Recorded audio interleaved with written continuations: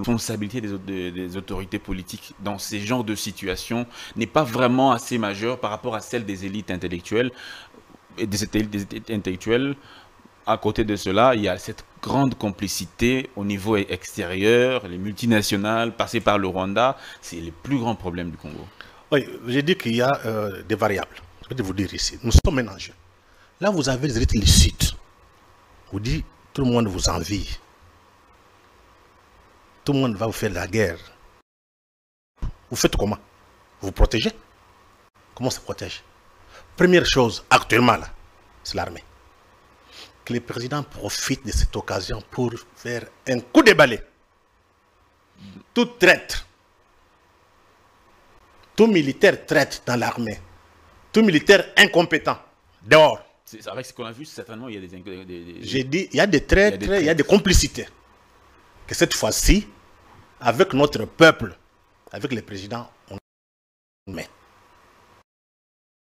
les médias. Mon cher ami, parmi les grands stratèges, ils vous disent qu'il y a la guerre médiatique. Le gouvernement n'a aucune vision de ces pays. Je me suis dit, c'était très dur. Il faudrait se poser beaucoup de questions. Comment de telles personnes peuvent occuper des postes importants? Telles personnes, M. Fedi. Je ne vais pas citer les noms. Comment? Nous devons accepter que les choses continuent comme ça.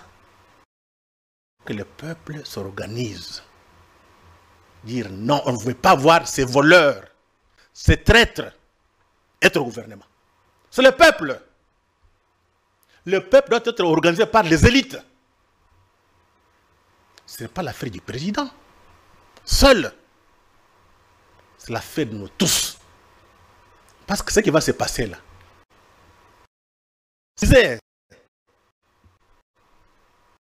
on a l'impression à Kinshasa, les gens sont dans la danse, dans la prière.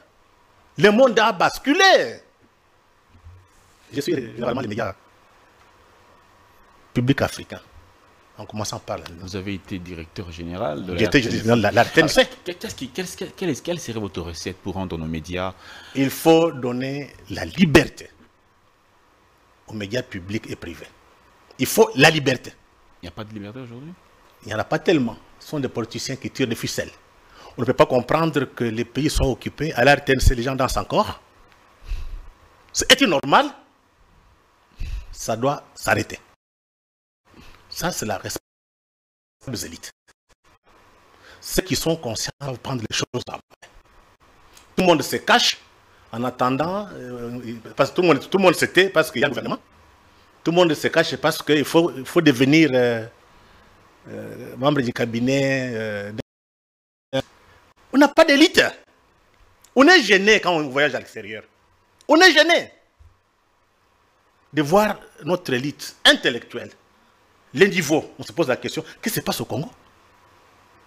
Et ce sont les médiocres là que vous voyez dans les plans stratégiques. Une question. Ils sont arrivés là-bas comment? Pourquoi les meilleurs d'entre nous n'accèdent pas? Voilà des questions de fond qu'on doit se poser.